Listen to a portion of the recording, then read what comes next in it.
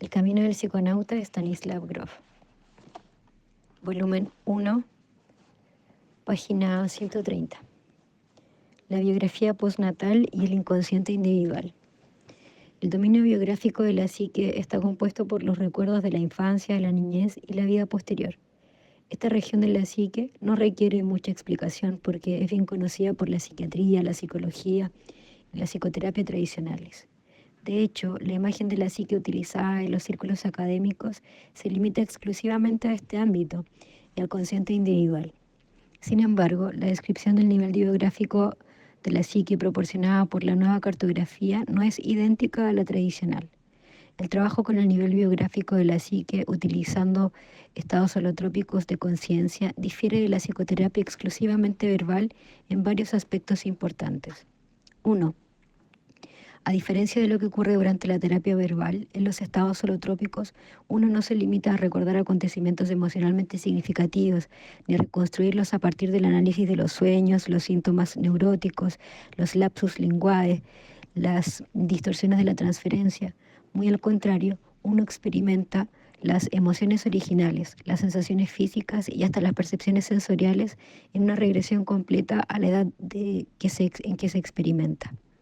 Esto significa que durante la reviviscencia de un trauma importante en la infancia o la niñez, uno tiene la imagen corporal, la percepción ingenua del mundo, las sensaciones y las emociones correspondientes a la edad que tenía en ese momento.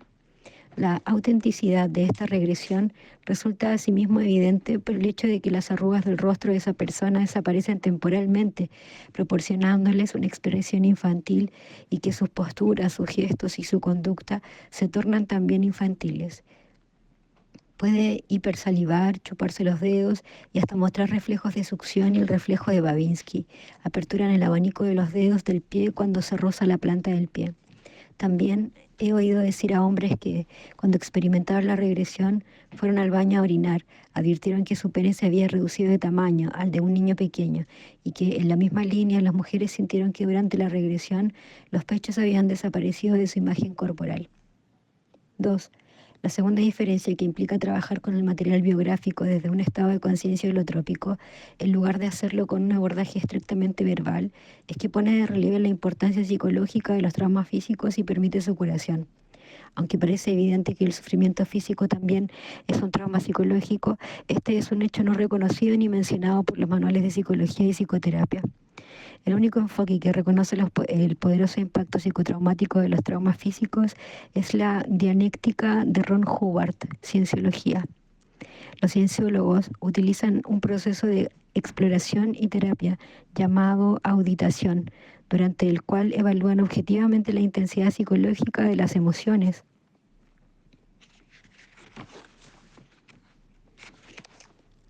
Y la importancia en consecuencia de los traumas mediante galvanómetros que miden la resistencia galvánica de la piel. Hubbard llamaba engramas a las huellas dejadas por los traumas físicos y las consideraba la causa primordial de los problemas emocionales. Estos traumas psicológicos se denominan en su terminología secundarios y reciben de los engramas su carga emocional. Pero la cienciología no solo reconoce el papel desempeñado por los traumas físicos durante la vida postnatal, sino que también tiene en cuenta su impacto durante el proceso de nacimiento y hasta en vidas pasadas. Desafortunadamente, el abuso que la Iglesia de la Cienciología hace de su conocimiento al servicio de una búsqueda poco ética de poder y dinero y las descabelladas fantasías de Hubbard sobre la Federación Galáctica, el papel de los extraterrestres en nuestro planeta, los claros y los tetans operativos menoscaban sus importantes contribuciones teóricas.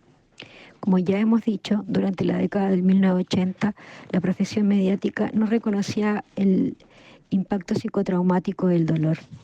Y esto no se limitaba al recuerdo de los acontecimientos dolorosos, sino que afectaba también las lesiones reales de los bebés.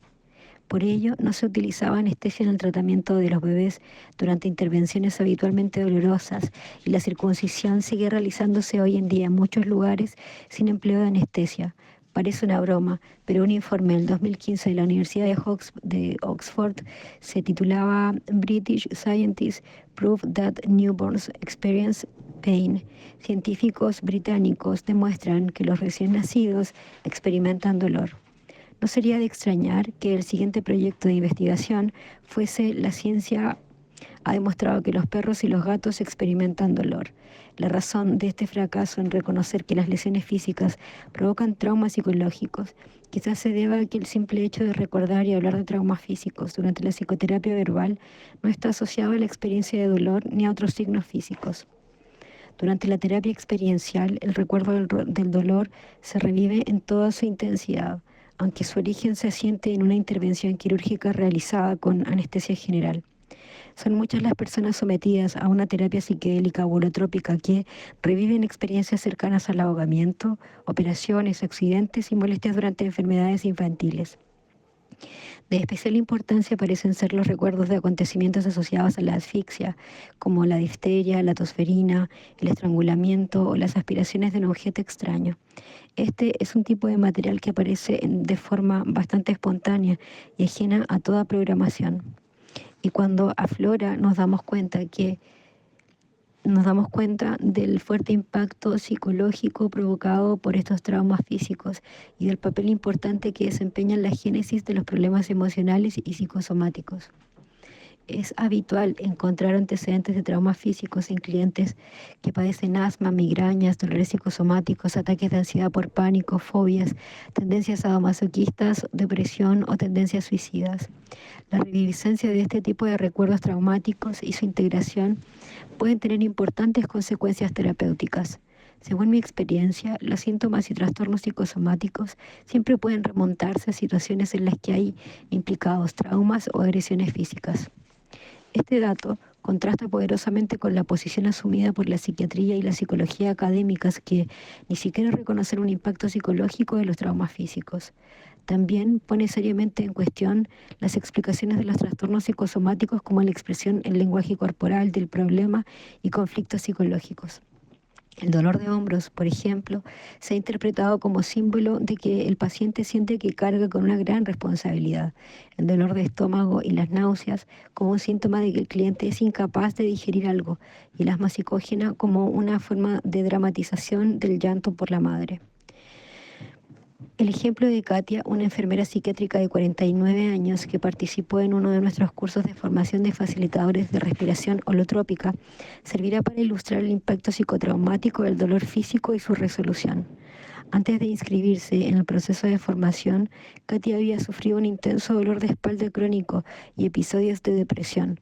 Durante sus sesiones de respiración, pudo remontar sus síntomas hasta una experiencia traumática que sucedió durante la primera infancia, durante una inmovilización por escayola que duró muchas semanas, y resolver el problema. Este es el informe que al respecto escribió la misma Katia. La respiración intensa al comienzo de la sesión me hizo sentir que mi cuerpo estaba bloqueado y congelado boca arriba. Traté desesperadamente de gritar sobre mi vientre, pero fui incapaz de hacerlo. Me sentía como una tortuga indefensa, acostada de espaldas y sin poder cambiar de posición. Entonces me puse a llorar, porque parecía que mi vida dependía de ello. Luego advertí que esa tortuga tenía en su vientre la imagen de un niño que necesita alimento, y sentí alguna conexión entre esa experiencia y mi propio niño interior.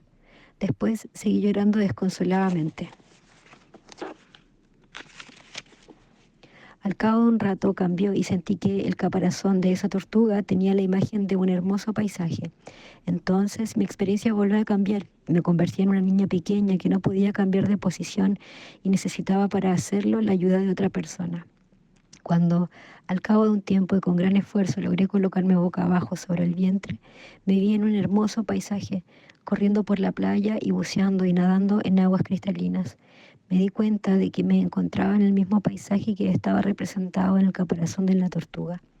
Me sentí libre y disfruté del aroma de las flores, de las caudalosas cascadas y del aire impregnado de olor de los pinos. Me sentí vieja como la tierra y joven como el cachorro eterno, una referencia lúdica al arquetipo junguiano de la polla eterna. Vi un pequeño estanque y fui a beber, y al hacerlo me sentí profundamente relajada, y mi cuerpo y mi mente se llenaron de una maravillosa sensación de salud y bienestar. Tiempo después, compartí esta experiencia con mi madre y me contó que cuando tenía 1 año, mi pediatra decidió, debido a un problema en la articulación de la cadera, enyesarme con las piernas separadas, una posición en la que me vio obligada a permanecer inmovilizada 40 días. El segundo ejemplo procede de una terapia psicolítica con LSD que dirigí en el Instituto de Investigación de Psiquiatría de Praga. El término psicolítico hace referencia a la administración en serie de dosis media de sustancias. Milan era un arquitecto de 36 años aquejado de asma psicógena que, tras el fracaso de la terapia tradicional, se inscribió en el programa de LSD.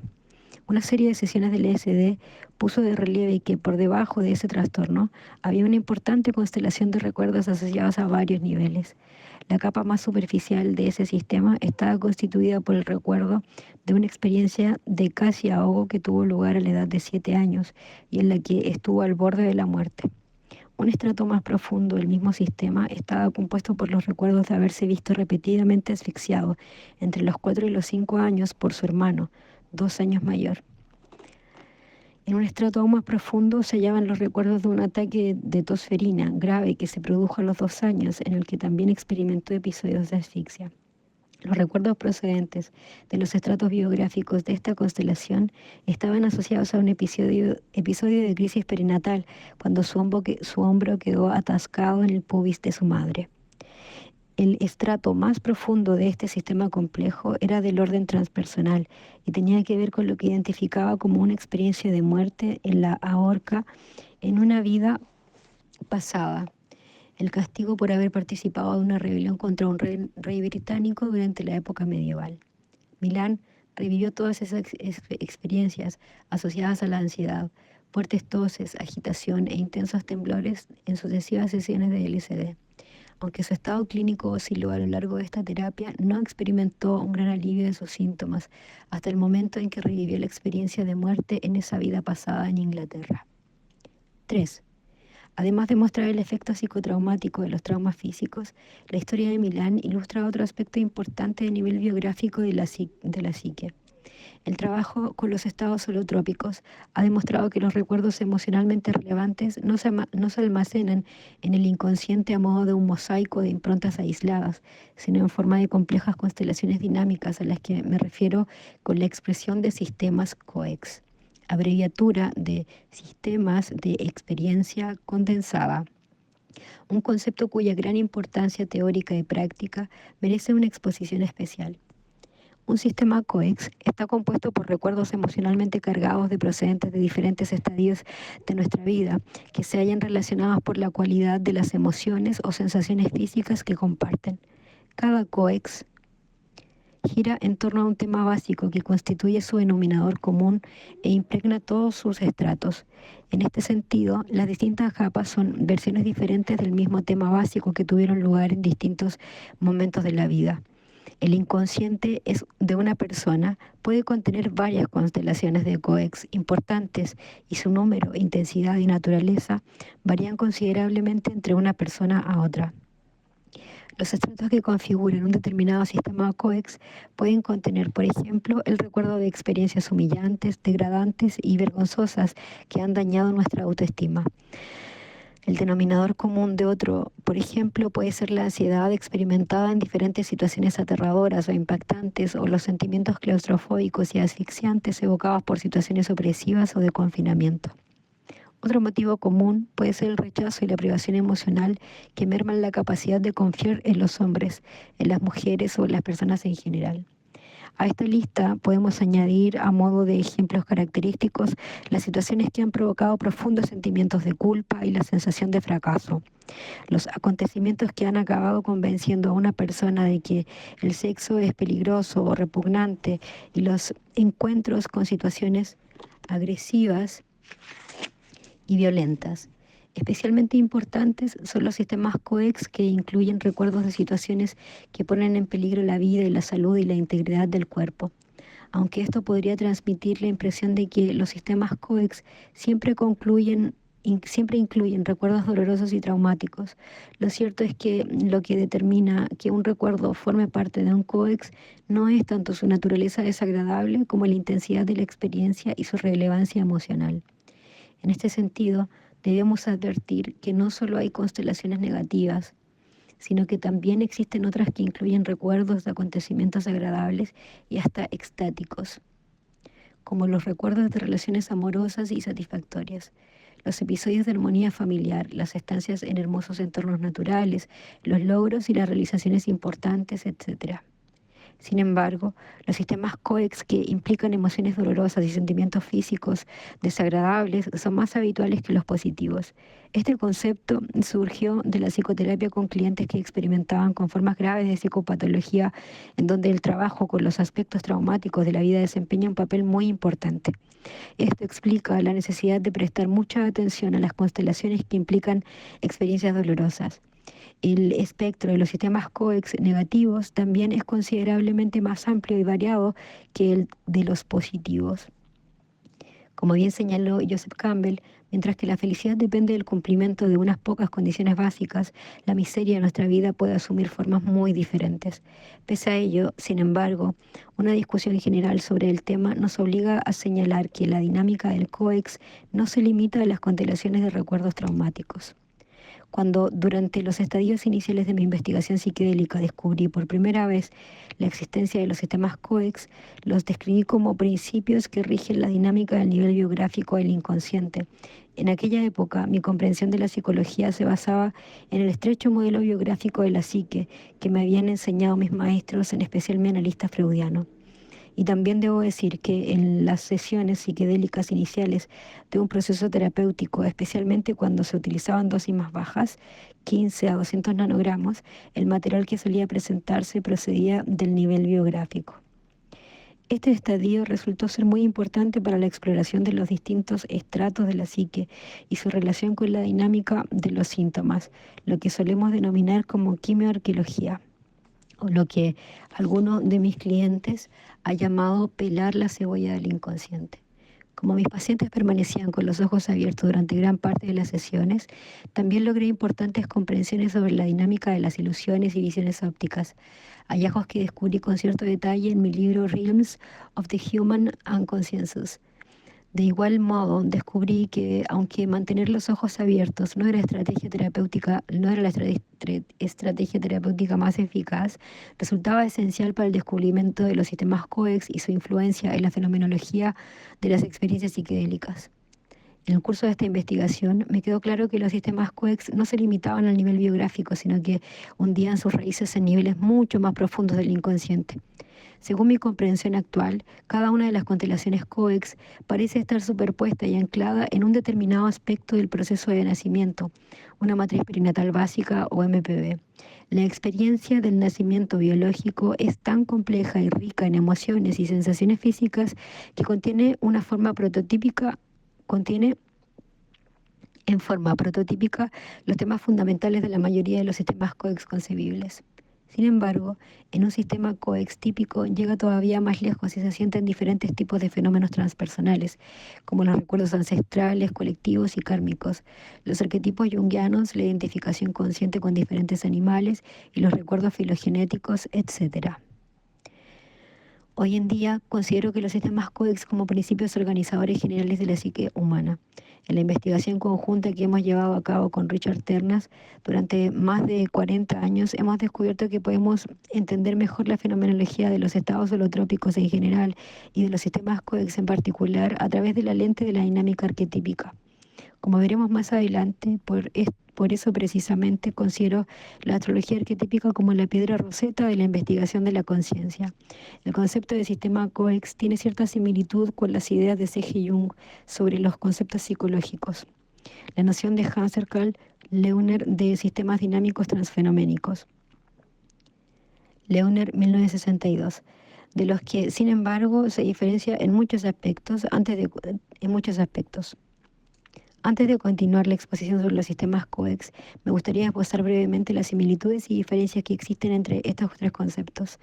El concepto junguiano de complejo surgió de su trabajo con el concepto de asociación. Lo infirió basándose en las perturbaciones del proceso asociativo, es decir, en el aumento del tiempo de reacción, en las lagunas y en las diferencias o distorsiones de los recuerdos que se producían durante la repetición del experimento. Jung describió el concepto de complejo como una masa de recuerdos y otros contenidos psicológicos que comparten un determinado tono emocional, como la irritación, el miedo, la ira, etc. Cada complejo tiene un elemento nuclear, un vehículo de significado y una serie de asociaciones derivadas a la experiencia personal. Jung señaló el parecido que existe entre los complejos y el empleo que hace Richard Wagner de los leitmotivs, es decir, temas musicales distintos que caracterizan los dramatis personae, animales, objetos y situaciones. Los leitmotivs son los tonos de sentimientos de nuestros complejos y todas nuestras acciones y estados de ánimo son modulaciones de los leitmotivs.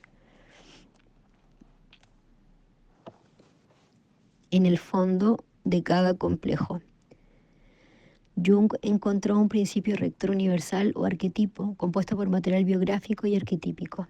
No incluía en él ningún elemento perinatal porque no se creía que el nacimiento biológico tuviese la menor relevancia para la psicología. En su psicología profunda, Jung asignó a los complejos un papel fundamental.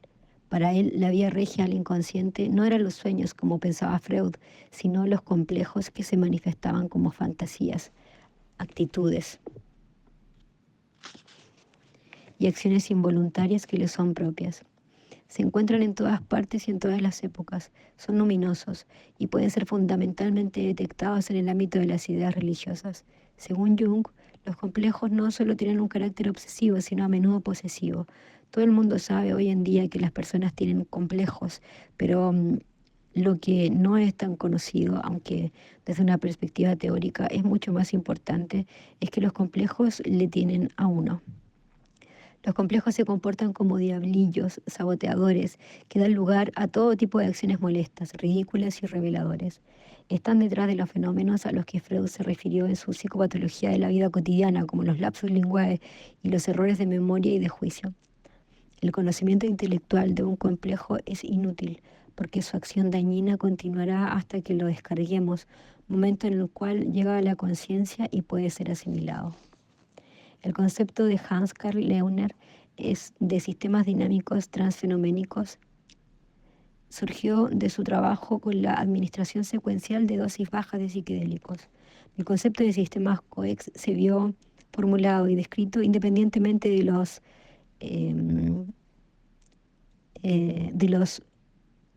TIDES de Leuner. Se deletrea TDYSTS. En aquella época, en Praga, no podíamos conseguir divisas para comprar literatura extranjera y carecíamos de todo contacto con investigadores de Occidente.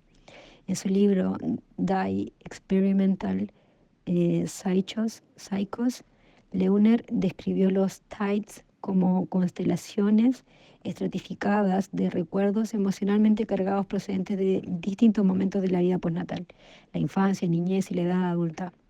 Leuner desarrolló este concepto específicamente para explicar la fenomenología de las sesiones de LSD y no trató de explicarlo en otras áreas. Leuner, 1962. Según Leuner, los tides determinan la naturaleza y el contenido de las sesiones de LSD. La capa de tides que emerge en la conciencia influye en los pensamientos, sentimientos y conductas del individuo, así como en las transformaciones ilusorias que el paciente tiene en el terapeuta y el entorno. Hasta aquí, el TIDE se asemeja con el sistema COEX, pero el modelo de Leuner se basa en el psicoanálisis freudiano y se limita a la biografía postnatal y no incluye los niveles perinatal y transpersonal de la psique. Leuner afirmaba que cuando todas las capas que componen los TIDES llegan a la conciencia y se disipa su carga emocional, pierde su poder sobre la conducta del individuo y su experiencia del mundo. Según mis observaciones, sin embargo, mientras que el modelo de Leuner de la psique se limitaba al nivel biográfico postnatal, el campo arquetípico del COEX suele llegar a lo más profundo de la psique y alcanzar los niveles perinatal y transpersonal. Su empleo de dosis bajas de LSD, 75 nanogramos, le impidió descubrir el dominio perinatal del inconsciente, razón por la cual acabó reduciendo lo transpersonal a lo infantil. Lo trascendental equivale al narcisismo primario. Los sistemas COEX desempeñan un papel importante en nuestra vida psicológica y pueden influir en el modo en el que nos percibimos a nosotros mismos y a los demás y al mundo, así como en la forma en que nos sentimos y actuamos. son las fuerzas dinámicas que hay detrás de nuestros síntomas emocionales y psicosomáticos, de nuestras conductas irracionales y de los problemas de nuestras relaciones interpersonales. Y, aunque el concepto de tides de Leuner no impide una interacción bidireccional con el entorno, existe una clara interacción dinámica entre los sistemas COEX y el mundo exterior. Los acontecimientos externos a nuestra vida pueden activar los sistemas COEX correspondientes y el inverso, los sistemas COEX activos, hacer que nos comportemos de un modo que nos lleve a recrear en nuestra vida sus temas fundamentales.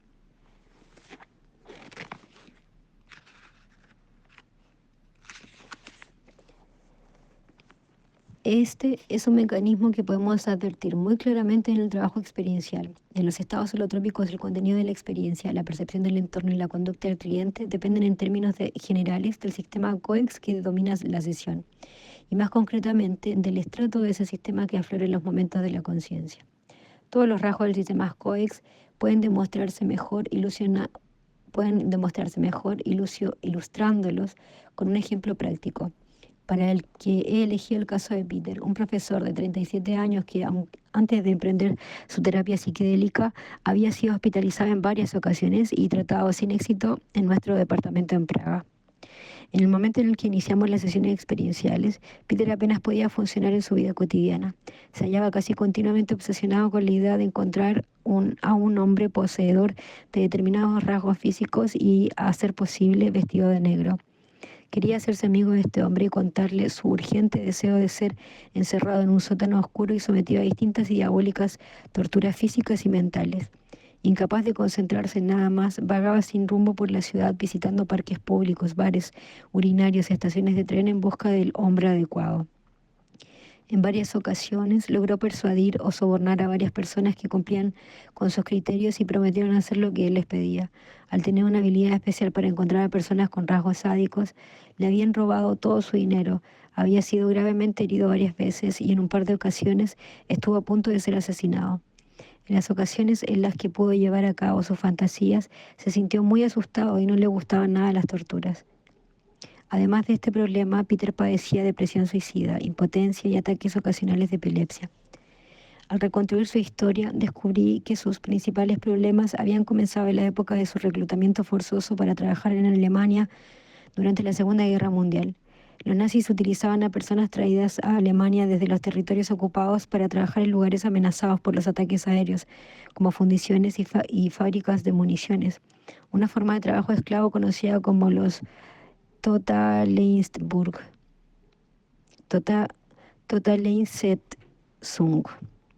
Durante esa época, dos oficiales de la SS le obligaron repetidamente a participar a punta de pistola en sus prácticas homosexuales.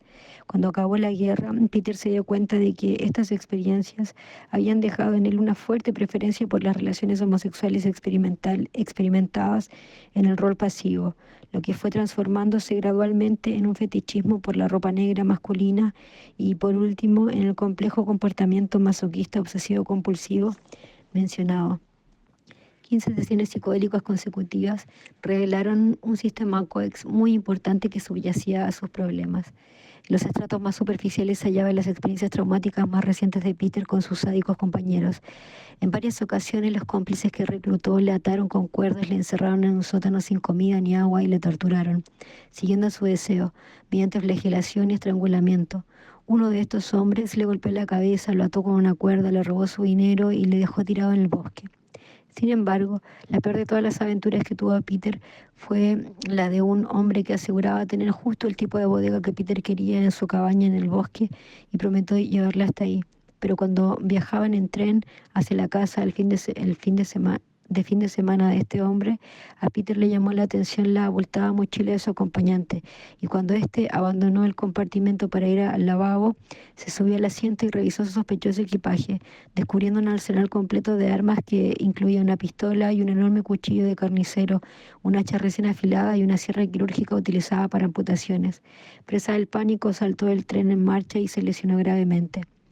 Los elementos de todos estos episodios configuraban los estratos superficiales del sistema COEX más importante de Peter. Un estrato más profundo del mismo sistema contenía los recuerdos de Peter del Tercer Reich. En las sesiones en las que se manifestó esta parte de la constelación Coex, revivió con detalle su experiencia con los oficiales homosexuales de la SS, con toda la complejidad emocional que ello entrañaba. Además, revivió los recuerdos traumáticos de la Segunda Guerra Mundial y se enfrentó al ambiente opresivo característico de ese periodo.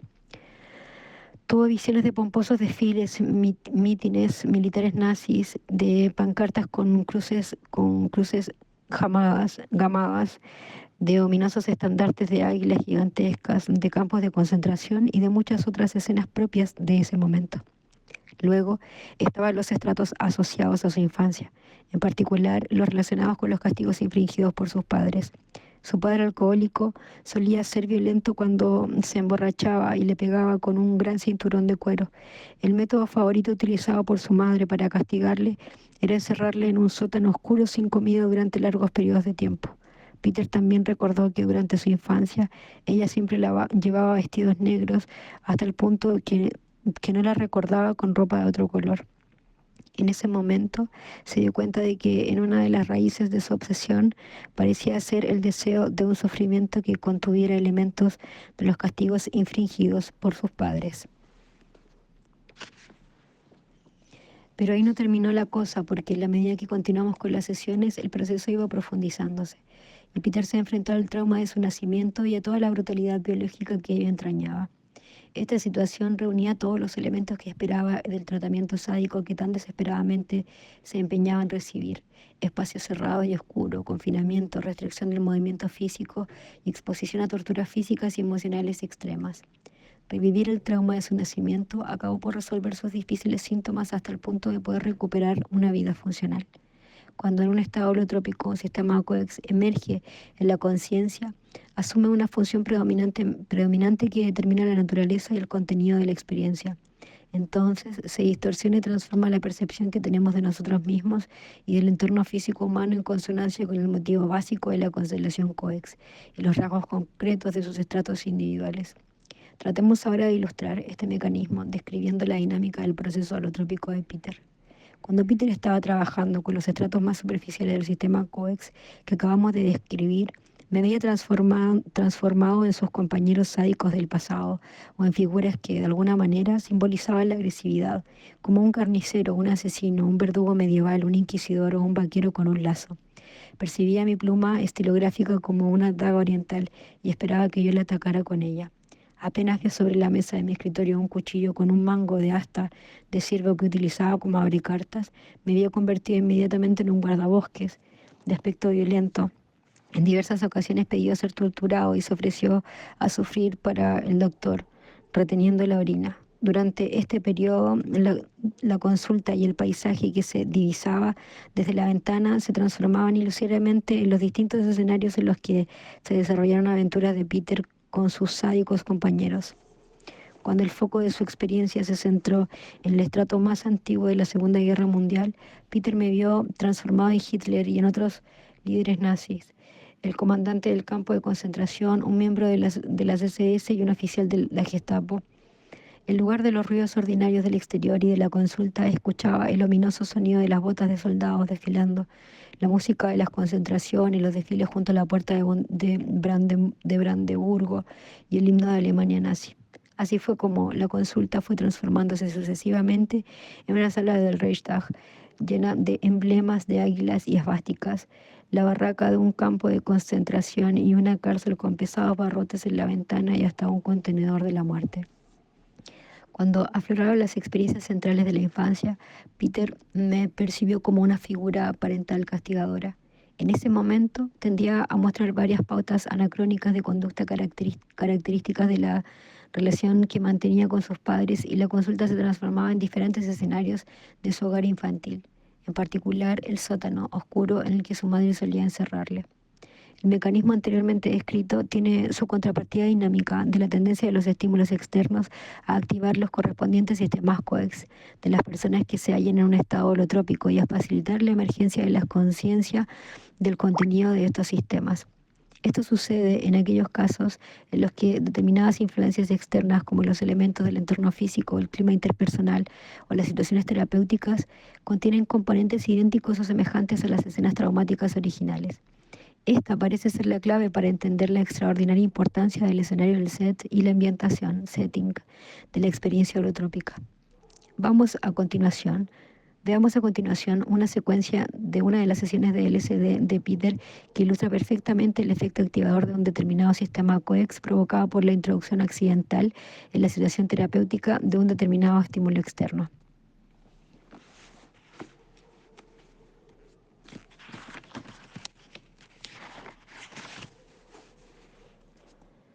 Una de las vivencias centrales más importantes que Peter descubrió en la terapia con LSD fue el recuerdo de una ocasión en la que su madre le encerró en un sótano oscuro y se negó a darle de comer mientras el resto de los miembros de la familia estaban comiendo. La reviviscencia de este recuerdo se vio inesperadamente desencadenada por los ladridos de un perro que se hallaba cerca de la ventana abierta de la consulta. El análisis de este suceso puso de relieve una interesante relación entre el estímulo externo y el recuerdo activado. Peter recordó que el sótano que su madre usaba para castigarle, tenía una pequeña ventana que daba al patio del vecino, un patio en el que, encadenado a su caseta, se hallaba un pastor alemán del vecino, que no dejaba de ladrar en las ocasiones en que Peter permanecía encerrado en el sótano. Cuando se hallan en un estado holotrópico, las personas suelen tener reacciones desproporcionadas y aparentemente inapropiadas a los estímulos externos. Estas reacciones exageradas son específicas y selectivas y pueden entenderse con facilidad si las consideramos como dinámicas gobernadas por el sistema COEX.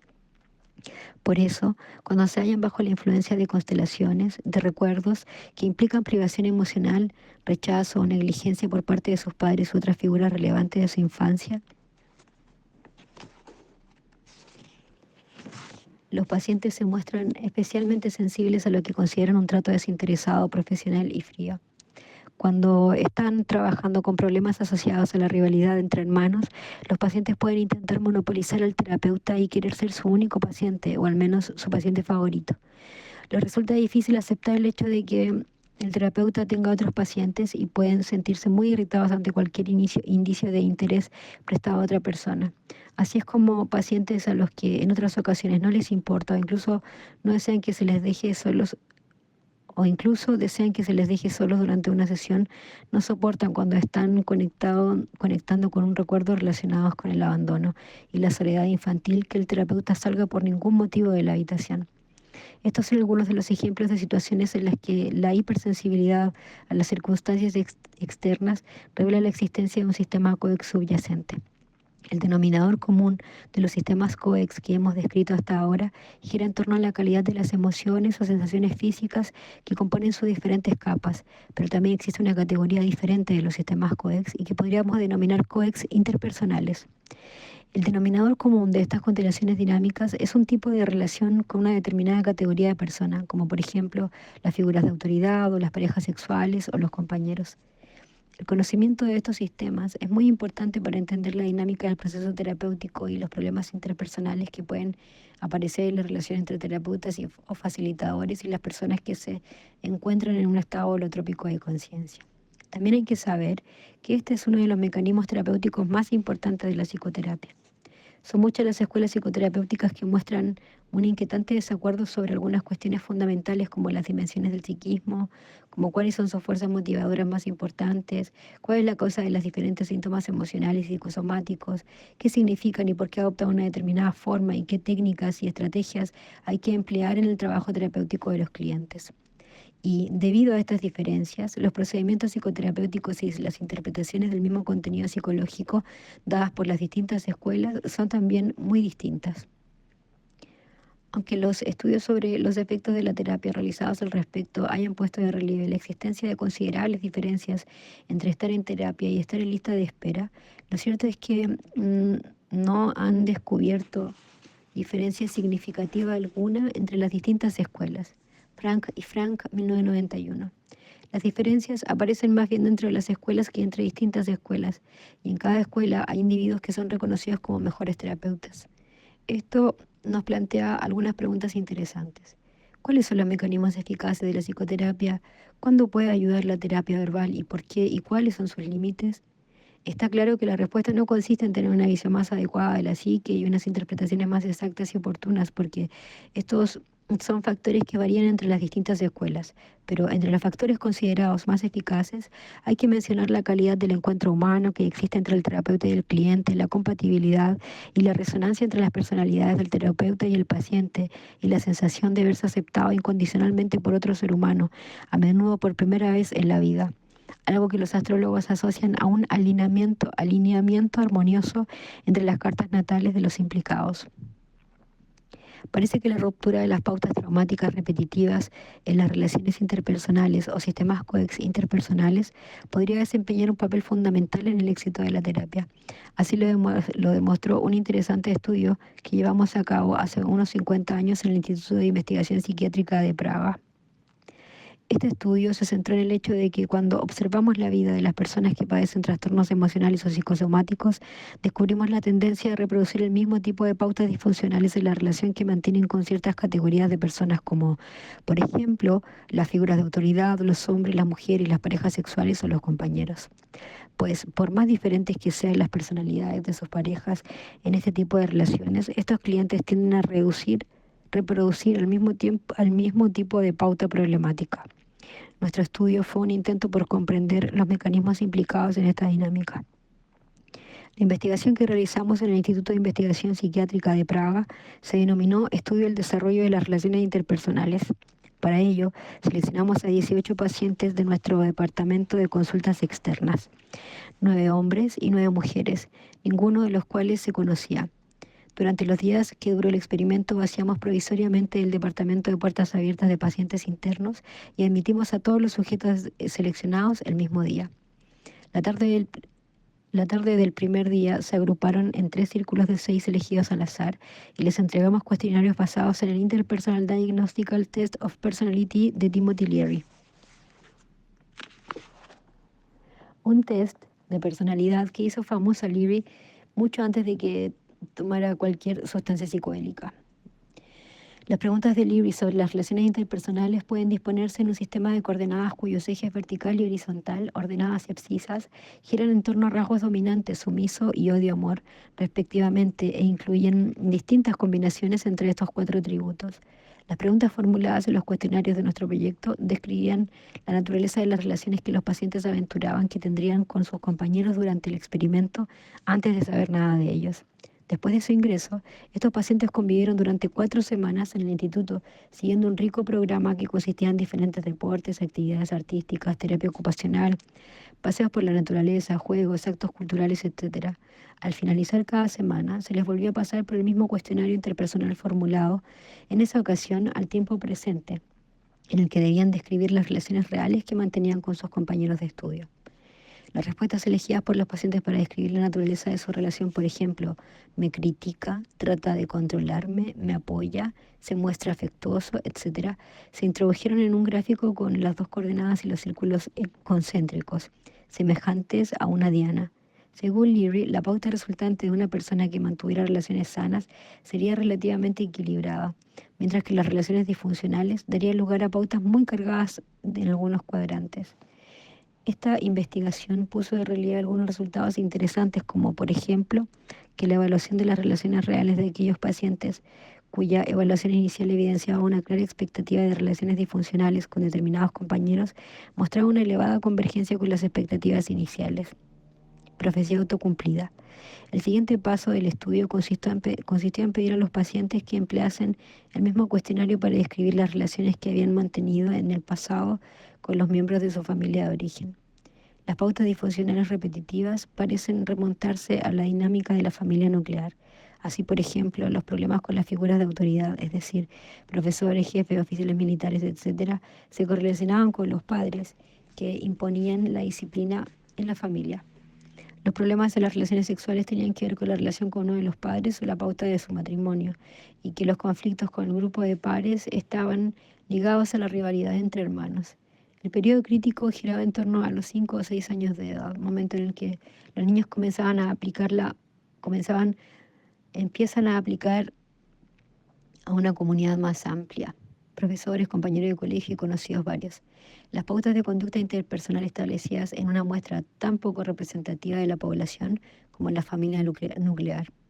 ¿Se van a corregir entonces estas pautas o por el contrario van a reforzarse? Dado que las relaciones humanas son complementarias, la persona promedio tiende a responder de manera predecible y esperada, reforzando así una pauta disfuncional. La tarea del buen profesor, del jefe ideal y en última instancia del terapeuta consiste en responder de forma atípica e inesperada para romper la pauta repetitiva y tener de ese modo la oportunidad de contar con una experiencia correctiva. La tarea específica del terapeuta resulta, en este sentido, especialmente complicada y crítica. Cuando el cliente acude a terapia, las pautas disfuncionales se hallan muy reforzadas debido a muchas repeticiones. La psicoterapia no puede ser neutra porque o bien refuerza las pautas disfuncionales del cliente o bien proporciona una experiencia correctiva, algo que en psicoterapia se conoce como fenómeno de Jan Valjeans, una expresión que procede del personaje de la historia de Los Miserables de Víctor Hugo que le dio el nombre. El convicto Jan Valjeans es es liberado de una prisión francesa después de haber cumplido 19 años de prisión por robar una barra de pan y por posteriores intentos de fuga de la cárcel. Cuando Valjean llega a un pueblo, nadie está dispuesto a darle cobijo por tratarse de un ex convicto. Desesperado, llama a la puerta de un bondadoso obispo que le trata muy amablemente como si se tratara de un huésped importante, al que tiempo después paga robándole la vajilla de plata y desapareciendo. Los policías que le detienen reconocen las iniciales de la vajilla de plata y le llevan ya de vuelta a la casa del obispo. Pero este le encubre, alegando que la vajilla era un regalo. Los gendarmes liberan entonces a Valjean y el obispo le hace prometer que se convertirá en un hombre honesto. Finalmente, bajo un nombre falso, Valjean intenta un ingenioso proceso de fabricación que trae la prosperidad al pueblo y se convierte en un hombre honesto que acaba siendo elegido alcalde. Cuando trabajamos en estados holotrópicos, es importante ser conscientes de las pautas interpersonales repetitivas de nuestros clientes porque estas pueden activarse y amplificarse hasta generar situaciones difíciles en la terapia. La regresión a estados holotrópicos, sin embargo, nos proporciona una oportunidad extraordinaria para que se produzca una profunda experiencia correctiva. La presencia de un hombre o de una mujer fuerte y amorosa, o la presencia simultánea de un hombre y una mujer que, a diferencia de lo que ocurría con los padres, se lleven bien y la satisfacción de las necesidades anaclíticas insatisfechas que se experimentan durante la regresión profunda, pueden tener un poderoso efecto curativo y transformador en la categoría de las relaciones interpersonales previamente afectadas.